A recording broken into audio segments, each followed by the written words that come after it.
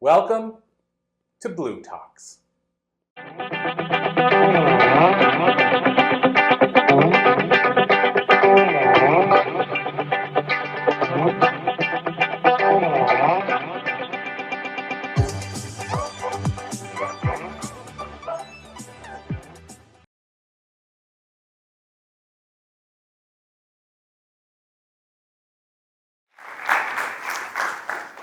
Thank you, Corey, and thank you for having me at Cambridge.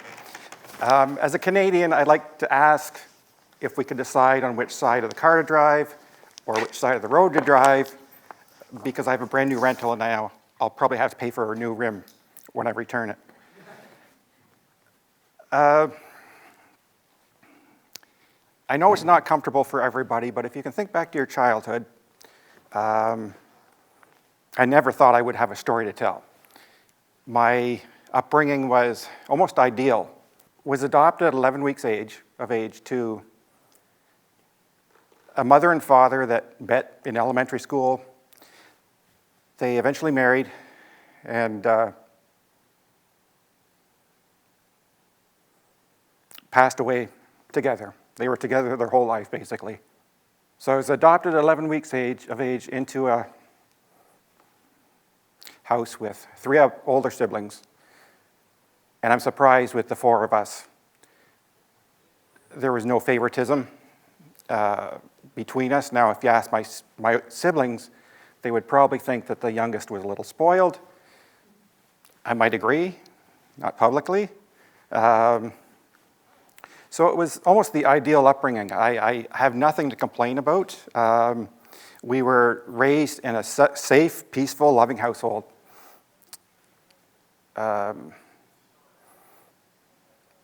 So fast forward to 1994, I began working with abused children, mainly boys, ranging from 7, 8 years to 18 years old. I was shocked at how horrific their childhood was. It was a sharp contrast to what I grew up in. I can clearly remember the day looking at my parents and having a greater respect for them, who they were as people and who they were as parents. And I could still leave work and come home to my wonderful life. In 1996, I returned to school and began chatting online with a local girl, and we met.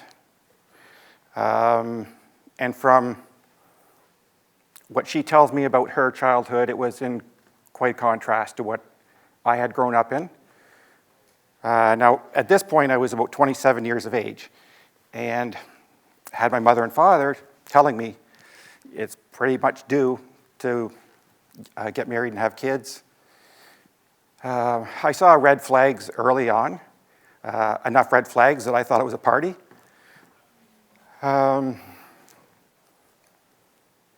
My intuition was telling me that I have to be careful, and sadly, I didn't listen to my intuition. I still had it in the back of my mind that I need to be married and have children. So, around 2000, through those years from 1996 on, I tended to ignore those red flags. And working with kids, I saw the potential for change, that people can change if they want to. So I stuck in there. Even on my wedding day in 2000,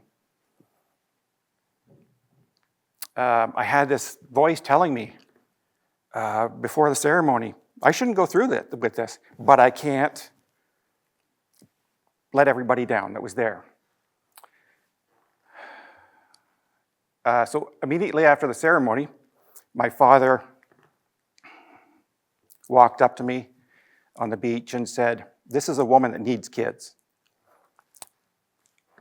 And quite crudely told me how to go about making kids. although I already knew. That evening, my wife told me that she can be controlling, and if I find her controlling, to let her know. When I did get the courage enough to tell her that she was controlling, she didn't like it. That it was my fault that I was calling her controlling.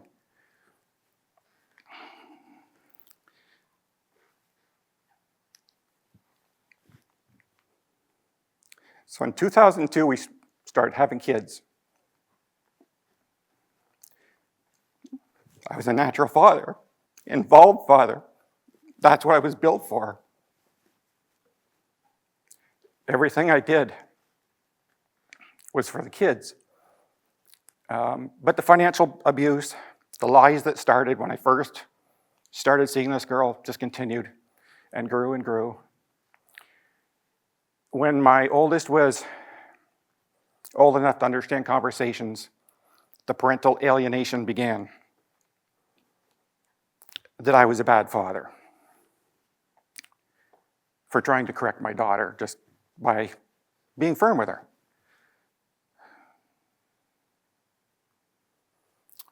So I began counseling around 2005.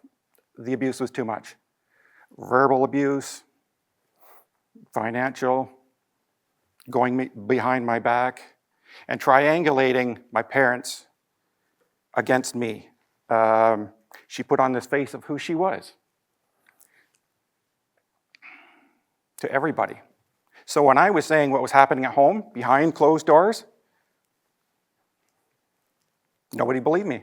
I had no support. We thought we'd raise our kids in a community away from the city. I was alienated from my parents now because they didn't believe what was going on. I was alienated from everybody I knew. And I was a stay-at-home dad. I chose that because that's what I had childhood. My mother was there. She left nursing to stay home with us kids.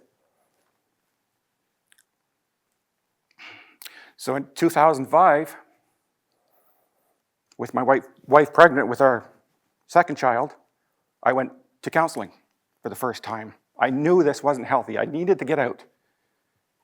The counselor said to me, "How dare you think about leaving your wife while she's pregnant?" I don't think we'd ever hear a counselor say to a woman, "How dare you think of leaving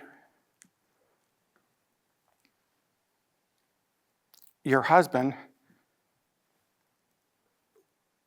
the husband of the father of your child,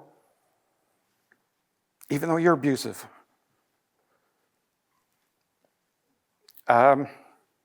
So I stayed. I thought, I can at least be the buffer between good and evil. To have a childhood similar to what I had as a father. But it continued. And in 2015, I started standing up for myself. I said, I don't like being talked down to. But it continued, but with a smirk on her face because she knew it bothered me. She had been watching me for 17 years. She knew what bothered me. And I also noticed her reactive abuse. In front of other people, she knew what buttons to push to get a reaction out of me so that I would match up to her claim of me being a bad person. It doesn't matter that year she spent $12,000 on a credit card and then started getting more credit cards and hiding them and maxing them out. But I also claim that 2015 was the year that I started healing. I'm thinking my dad had passed at this point. I'm thinking, am I a good father for staying in this relationship? What am I showing my kids? Just happened to go see a psychic medium, on St. Patrick's Day that year. And she came up to me and she said, "Your dad's passed.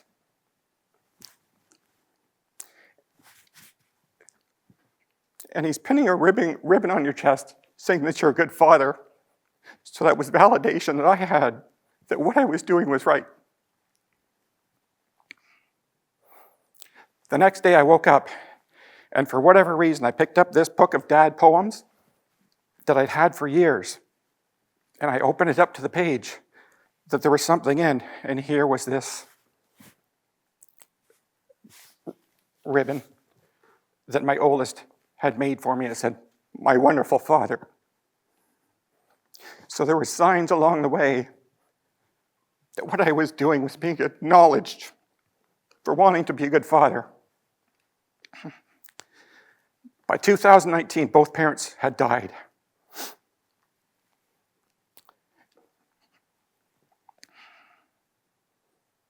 I drove home from work one night, and I heard my dead mother's voice say, "You deserve to be happy." And I believe it was that night that I told my wife that I wanted a separation. I thought leaving the house, because she made 3 to 4 times what I did in a salary, she'd be able to keep the house for the kids. Unfortunately, she lost it because of her spending. But of course, that was used against me that I should leave. I thought the abuse would stop, that the children would stop being put in the middle of this, that they would stop being told everything's dad's fault. But it continued. It got worse because I was the enemy uncovering what she was really like behind closed doors. The first lawyer I went to said to me, when I showed her half of what I had as evidence, said to me that you have enough to go for full custody of kids. And I said, no, I'm tired of fighting. I just want to share the kids. They can find out who their mother is on their own. I've taken the high road the whole time. I just want out. I want to be in my kids' lives. And of course, because the kids were turned against me and out on my own, I couldn't afford to always see the kids.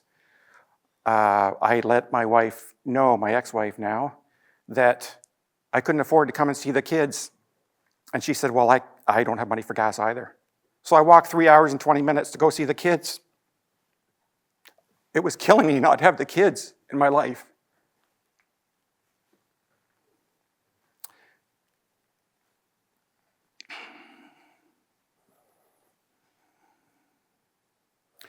Through the whole process for a few years, every time I would bring evidence with the lawyers to refute the lies that she was creating, she'd pivot and create another lie.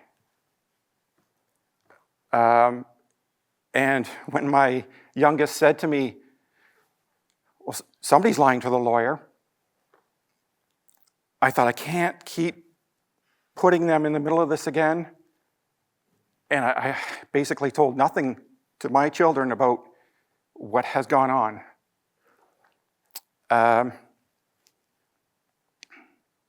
So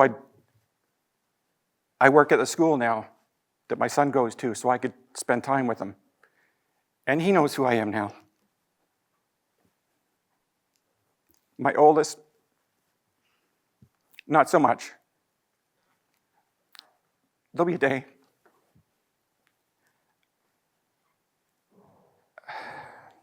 So my relationship is not perfect with my children. It's not totally destroyed.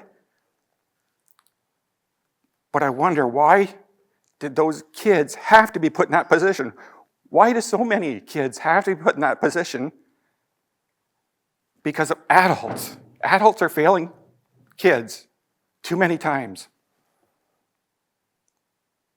And on October 27th, 2019, it was a Sunday, I got tired of the hamster going around on the wheel of not being able to see my kids every day. And I tried taking my life. I'm thankful it didn't work, because the next day I woke up and I said, how dare I try and take my life because somebody that has abused me? How dare I take my children's father away from them? It hasn't been easy. But the first day that I moved out on my own, out of the house, I remember lying in bed and having the door locked and realizing how safe I was. That I wasn't going to be belittled. I wasn't going to have to worry about somebody's reactions. So I knew then how much damage had been done. I have been diagnosed with PTSD now. It's the gift that keeps giving, because I never know what the triggers are going to be. But I'm getting healthier.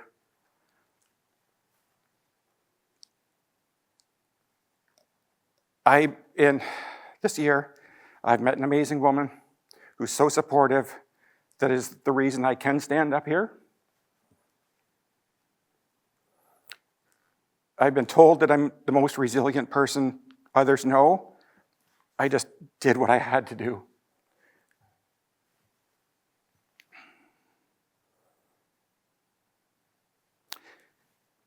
So please, if you have children in your lives, if there's somebody that needs to hear it, that you love them,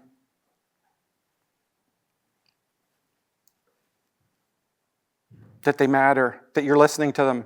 Too often, adults tell kids, oh, we're listening, but we don't really. And I see that in the schools. I'm afraid of losing my job now, but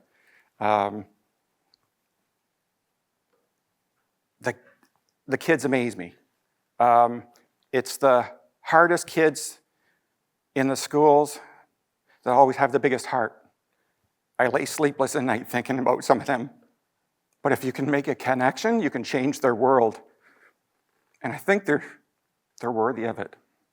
They've got the answers coming up. They see the hypocrisy in adults right now. It's an amazing time to be in the world right now. Thank you.